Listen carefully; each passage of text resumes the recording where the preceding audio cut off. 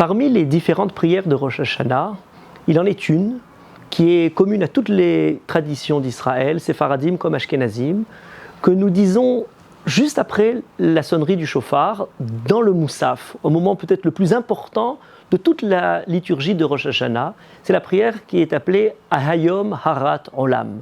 Après avoir entendu le shofar, nous disons « Voici le jour où le monde a été enfanté. Voici le jour où le monde a été créé.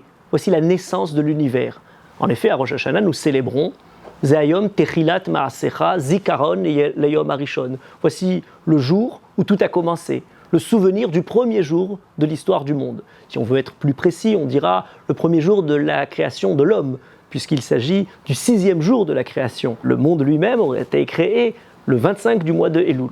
En tout cas, cette explication-là, cette prière-là, semble célébrer le début du monde, la naissance de l'univers, la naissance de l'homme.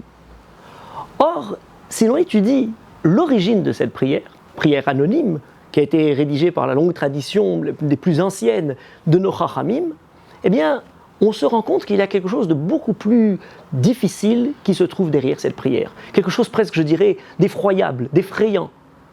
L'origine de ce Hayom Harat Olam, cette expression-là, vient d'un passage du livre de Yirmiyahu, le prophète Jérémie, dans le chapitre 20, après avoir essayé de nombreuses années de ramener le peuple juif vers la Torah, d'empêcher la catastrophe imminente de la destruction du temple, mais voyant que tous ces efforts d'apporter la parole d'Akadosh Baruch Hu ne portent pas de fruits et que finalement le peuple juif reste dans sa conduite insupportable aux yeux d'Hachem, il y a un petit passage où le prophète Jérémie, dans un accès de désespoir le plus terrible, dit la chose suivante: Arur Hayom Asher Yulad Tibo, que soit maudit le jour où je suis né. Yom Asher Yelad Tani Imi Al Yehi Baruch, le jour où ma mère m'a mis au monde ne soit pas un jour béni.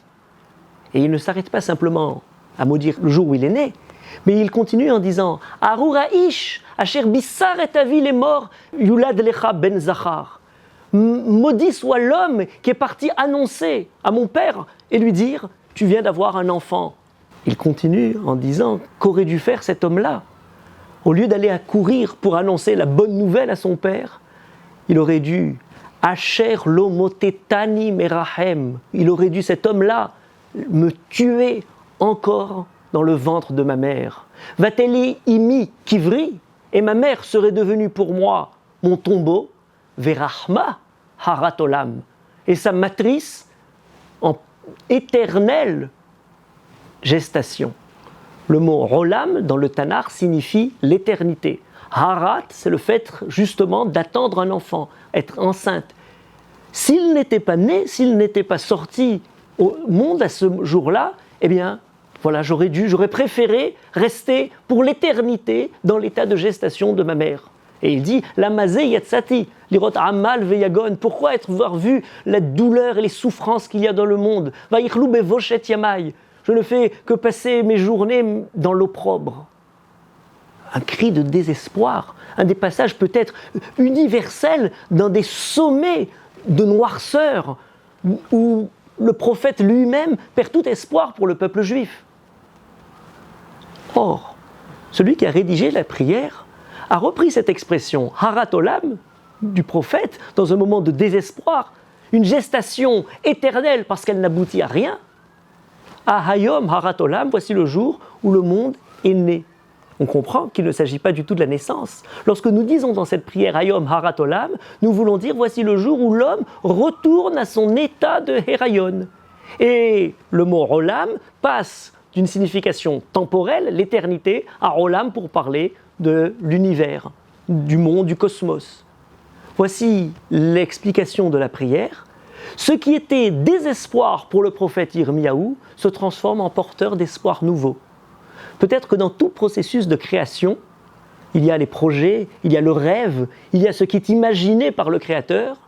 Et puis, dès que cette création commence à prendre forme, dès que la réalisation commence, eh bien, elle ne peut qu'être différente, elle ne peut qu'être loin du projet initial. Il y a toujours un décalage entre ce qui est dans l'imaginaire du créateur et ce qui est dans la réalisation finalement du produit achevé. d'après le Rav Kook, le processus même de Teshuvah commence à vouloir ramener la réalisation un peu plus proche du projet initial. Peut-être dans notre vie, eh bien, au moment de la naissance, on commence à partir de ce moment-là, quoi que l'on fasse, à prendre des différentes directions, différents choix. La pluralité des options qui sont permises dans le rêve, eh bien, à prendre quelque chose de particulier, une direction spéciale, ne serait-ce que parfois pour tous les parents qui ont imaginé pour leurs enfants les rêves les plus grandioses, eh bien à partir du moment où il naît, eh bien il ne va finalement peut-être pas réaliser tous les projets qu'on avait eus pour lui. Tout au long de notre vie, on continue à prendre des décisions et des choix. Et à certains moments, on peut se poser la question, est-ce qu'on n'aimerait pas repartir à zéro? Est-ce qu'on n'aimerait pas repenser à soi-même comme un projet initial? Peut-être on pourrait repenser à soi-même à l'état de gestation. Peut-être Hayom Harat Olam, ce n'est pas le monde qui est né, mais c'est le monde qui retourne à l'état de projet. Peut-être pour nous, pour chacun de nous, c'est notre vie qui peut continuer à se rêver de ce qu'elle pourrait être, de ce qu'elle pourrait devenir, et ne pas accepter ce qui est la suite naturelle d'une causalité de la suite de notre vie. Il y a un passage du Midrash qui explique la création de l'homme le 6e jour de manière assez surprenante. En effet, dans la création du monde, le 5e jour, le jeudi, ont été créés les oiseaux, les poissons et les différents animaux rampants. Le vendredi, Yom HaShishi, ont été créés les mammifères et l'homme. Et le Shabbat, Akadosh Baruch Hu n'a plus rien créé.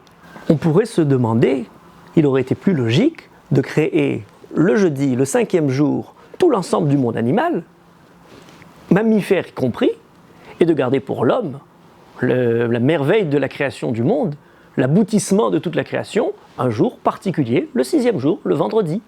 Et de cette façon-là, l'homme aurait été distingué du monde animal.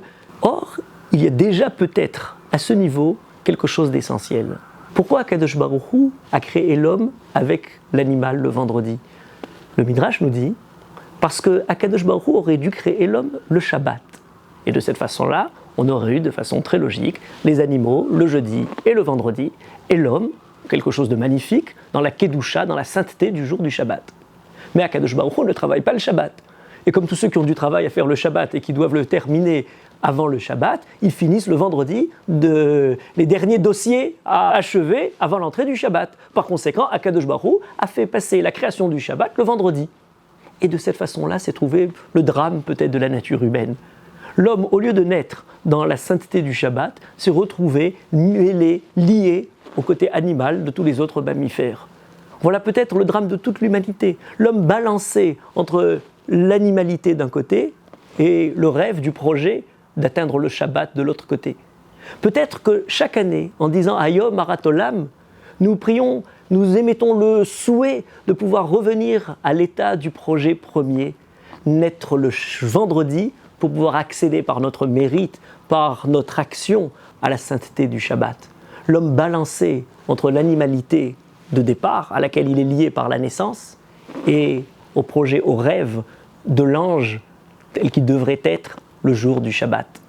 Peut-être devrions-nous, à travers cette prière Hayom Harat Olam, peut-être nous émettons le souhait pour l'année qui commence d'être un peu plus éloignés de l'animalité de départ et de nous approcher un peu plus du projet de l'ange que nous devrions être le jour du Shabbat.